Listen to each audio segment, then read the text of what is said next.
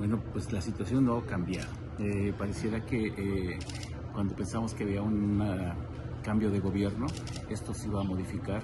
y pareciera que es al contrario, se empeoró la situación y hoy precisamente nos amanecemos con la noticia de que fue asesinado un periodista en Poza Rica, es Carlos Castro, que fue asesinado allí en un restaurante la tarde de ayer. Y pues eso refleja el nivel de inseguridad que sigue prevaleciendo en México y que ubica a México a niveles de Gaza, donde ha sido en Gaza, digamos, hay una guerra o hay un exterminio que hay en esa zona del Medio Oriente, pero México supuestamente está en paz y por el contrario se siguen dando estos crímenes, se siguen dando situaciones tan infames, tan desproporcionadas como el hecho de que tipifiquen el delito de terrorismo a un colega ahí mismo en Veracruz. Que se haga esa persecución contra los comunicadores que se atreven a decir la verdad, y eso es tan lamentable que en este gobierno que se dice progresista, que se dice de izquierda, que se dice humanitario, se sigan cometiendo ese tipo de situaciones. Artículo 19 había hecho un recuento de que del año 2000 al 2025 habían sido asesinados 174 comunicadores en México, y de los cuales 162 hombres y 12 mujeres. Con este caso aumenta ya la cifra, pero lo lamentable es que a nivel mundial está esa percepción de que en México no se garantiza la libertad de expresión. Hay una orfandad totalmente del gremio y eso nos ha obligado a que en algunos sectores, algunos estados, nos agrupemos o que tengamos redes o tejamos algunas redes de comunicación para protegernos, para garantizar a dónde vamos, con quién fuimos, dónde estuvimos, para evitar que en un momento dado se nos clasifique o se nos ubique, pues andaban en malos pasos, es que fueron a un lugar donde no. Pero en el caso de nosotros nos hemos visto obligados a que entre nosotros nos veamos, nos cuidemos y nos protejamos, porque las autoridades definitivamente no cumplen con su papel, al contrario, son las persecutoras, son las que ejecutan ese tipo de agresiones. Y en segundo lugar, los medios tradicionales, los grandes medios, pues ya no están cumpliendo con su papel, nunca lo han cumplido de garantizar o de proteger a sus agremiados. Al contrario, a veces cuando les pasa algo, pues ya los dejan a un lado, o si les roban su equipo no se los reponen, cosas así. O sea, uno se tiene que valer por sí mismo aquí en México para poder seguir contando las historias que pasan en México, que desgraciadamente en su mayoría son oscuras. Pues lo que yo logré percibir es que sí hay esa preocupación de que en México se tengan malos gobiernos y que no garanticen la libertad de expresión, porque en una de ellas mencionaban, pues un país que se dice democrático debe garantizar ese tipo de esa libertad que nos corresponde a todos y que vienen a la Constitución y en los organismos internacionales. Desgraciadamente en México eso no sucede. Y sí, efectivamente estuve casi 6 meses en Barcelona, España, y me di cuenta que hay varios países, España, incluido Italia, Alemania, que hay una especial atención en México para brindar asilo en determinado momento cuando a un periodista está en riesgo, y hay programas que lo financian o que los protegen y les dan cierta seguridad. En el caso en el que me fui, tuve la fortuna de que la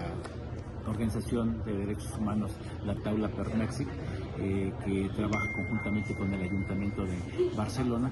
tuvieron a bien invitarme a ser parte de esta acogida temporal en Barcelona, un tanto por cuestiones de seguridad, un tanto por cuestiones emocionales y un tanto por cuestiones laborales. Sí, en junio del 2024 me fueron a arrojar una bomba molotov a mi casa. Está la denuncia en la Fiscalía General de Oaxaca, hay una queja en la Defensoría de los Derechos Humanos, y esta organización y otras a nivel nacional a las que pertenezco o a las que llegué a pertenecer, como Periodistas de a Pie, la Territorial o Artículo 19 o Reporteros Sin Fronteras, que saben de mi trabajo y conocen de mi trayectoria, pues hay ciertas recomendaciones de que era necesario salir un rato. Otros me decían, tienes que salir también porque como inicié mi jubilación, también hay una cuestión emocional que te viene a bajar la guardia, y luego también la cuestión de dejar un trabajo como proceso donde estuve 30 años, y sigo estando, pero en ese momento era que cerrar un ciclo. Entonces decían, tienes que vivir un duelo, y ese duelo pues emocionalmente te va afectando. Entonces jugaron varios elementos que me motivaron, me permitieron ir a Barcelona. Primero es una organización que te ayuda a verte, a conocerte, a sentirte, a procurarte, que eso no lo vemos. Tú sales y trabajas y vas, y que la familia, y que el trabajo, y que muchas cosas, entonces no hay una atención personal, ¿no? Si te duele el coxis o la columna porque no, pues a ver, te tomas una pastilla y sigues. Que si te tienes dolor de cabeza no tienes derecho a procurarte, tienes que seguir tomando tu nota. Entonces, en este trabajo, en esta temporada que estuve allí, me permitió tener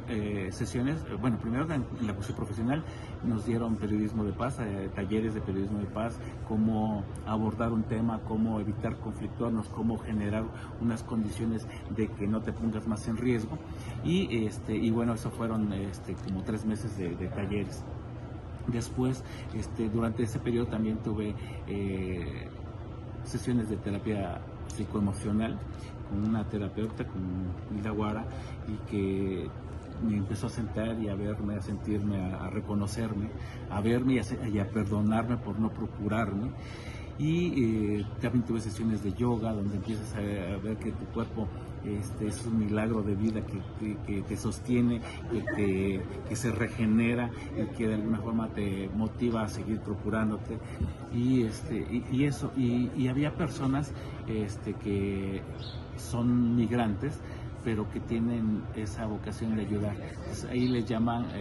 ellos se pusieron unas botanas porque se referían a la cuestión de una palabra maya que significa como ayuda, como apoyo. Y estas personas, sin ninguna una remuneración o así, sino como por solidaridad, te procuraban. Si te sentías mal, oye, yo te llevo al médico, que si quieres caminar, quieres conocer, yo te recomiendo, o yo te llevo, o yo te acompaño, y así te hacen sentir en familia, y de tal manera que fue una estancia, yo te digo, comadre, la mejor de mi vida,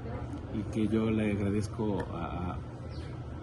Dios, a la vida, al destino, que ella me haya permitido vivir esta experiencia. Y obviamente que Arturo Landeros, que es el coordinador del programa, yo le agradezco porque se fijó en mí y porque me permitió desenvolverme y desarrollarme ahí. Trabajé desde allá, mandé mi información de lo que pasaba pasando en Barcelona relacionado con México, y me lo procuraron o lo publicaron en la revista Proceso, en mi página, que es Que Pasa Pedro. Y entonces mis días se convirtieron días de 24 en de 48 horas. O sea, vivía el doble. Fue una sesión, una cuestión de como si fuera una maestría y un doctorado intensivo en materia de vida, en materia de mi reconocimiento y en materia de mi superación personal. O sea, ahora sí me siento seguro, a gusto, me gusta mi cuerpo, me gusta que baje de peso, hago ejercicio, me compro lo que yo quiero comprarme, porque en un momento dado no tienes ni la posibilidad de, si me compro esto, no doy para la colegiatura, que si me gusta esto, de aquí ya me limité, ya no tengo para pagar la gasolina. Y ahora no, ahora dije, no, si algo me gusta va a ser para mí, y si voy a trabajar va a ser para mí, y mejor un poco egoísta, pero un egoísta procurándote para ti, para que después puedas dar más. Tuve la fortuna de que yo soy el periodista número 33 que le dan acogida temporal en Barcelona, pero esta organización de la Taula per Mèxic este año cumple 10 años, y en respuesta a esto hizo un libro, una memoria de todos los periodistas que han pasado por el programa. Aquí es una compilación de todas sus experiencias de los 30 periodistas, de su paso en Barcelona, pero también su historia, su trayectoria, de qué los llevó ahí, y después cómo regresaron y que quieren seguir contándolo. El título dice, o sea, te motivan a salir para que en un momento dado refuerces tus ganas de regresar a trabajar, refuerces tu intención de que el periodismo es lo que a ti te satisface y la misión que tienes que cumplir. Entonces, sí, eso es lo interesante y te lo plasmado de una manera tan bonita, o sea, que te va llamando y lo puse a leer a mi hijo y se pasa muy fuerte. Las primeras me dieron ganas de llorar y el título dice Seguir contándolo, y una crónica del programa Barcelona protege a periodistas en México, y lo hizo las periodistas Majos Escarpa Irius y Sandra Vicente Barreira, esto con el prólogo de Cristina Rivera Garza, y me dieron la distinción, me hicieron la distinción de que yo lo presentara en el Ayuntamiento de Barcelona y después se presentara en público en la biblioteca más importante de Barcelona, que es la Biblioteca Gabriel García Márquez, y estuvo la autoridad allí, María Eugenia Gay, que era representante del alcalde Jaume Collibón Cuadrado y que es alcalde de ahí de Barcelona, y se conmovió tanto con nuestras historias, con las historias que están plasmadas acá, y de confirmar que... De lo fuerte que ha vivido el periodismo en México. Sí, pero además de que de lo que están haciendo sí está permeando y que sí está cumpliendo su función. Porque en un momento dado puedes parecer, es un recurso para esto de derechos humanos, pero cómo se traduce o cómo se refleja. Y cuando lo ven acá dicen, no, está aquí, sí se notó este trabajo hecho, se reflejó en restaurar vidas, y eso para mí fue lo más elemental, y creo que hasta la palabra les llamó mucho la atención. Digo, hay artistas que restauran obras de arte, hay arquitectos, ingenieros que restauran edificios, pero hay pocas personas o pocos gremios que rescatan vidas, y eso es lo que para mí fue lo más esencial, ¿no? Se quedó las puertas abiertas de que cuando algún colega esté en situaciones de inseguridad o de riesgo, estas condiciones están pasando, para ver la forma de ayudar, ¿no? El hecho es que se vuelve una red, y esto igual que los otros compañeros que salieron, igual si ven una condición en riesgo algún colega en sus estados, pueden mostrar o decir, recomendar. También tuve la oportunidad de ir a Alemania, Hamburgo, igual me dijeron esa situación de que hay una preocupación por lo que pasa en México, y en Italia igual, como que México se convirtió en un referente en negativo en cuanto a la libertad de expresión, con tantos asesinatos, y hay como esa necesidad de apoyar, de decir, aquí estamos. Y es lo que le decía yo al alcalde, que estos programas nos blindan de alguna forma, porque si alguna autoridad de los colores que sean verde, amarillo, rojo, morenos o lo que sea, o blancos, que son gobiernos con poco tacto, con nada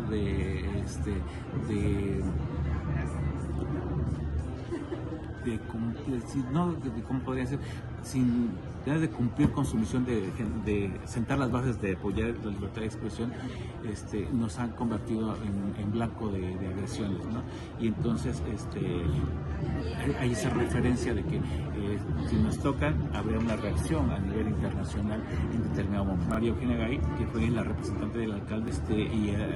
dio un mensaje muy fuerte, en el sentido de que nos llegó a comparar con Gaza, y decía, ¿cómo es posible que en Gaza, donde hay una guerra, donde hay una cuestión de exterminio,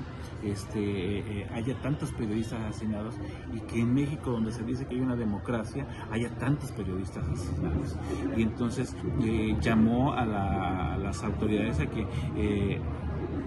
nos atiendan, ¿no? Porque pueden en un momento dado decir que silenciar a un periodista es silenciar su democracia, pero además ponerla en cuestionamiento, porque entonces reflejaría que están silenciando lo que a los medios de comunicación que no les son afines, y que han querido generar un control de los medios, y vendría siendo los mismos de izquierda o los de derecha o los de centro izquierda, los que sean. Aquí lo importante es generar la libertad de expresión y que se respete, ¿no? Nos guste o no nos guste, si en algún momento dado se les cuestiona, ¿no? Bueno, yo no soy quien para dar mensajes o hacer recomendaciones o sugerencias. Yo lo que puedo decir es de que somos varios colegas que tenemos ciertas afinidades en el sentido de que seamos congruentes, de que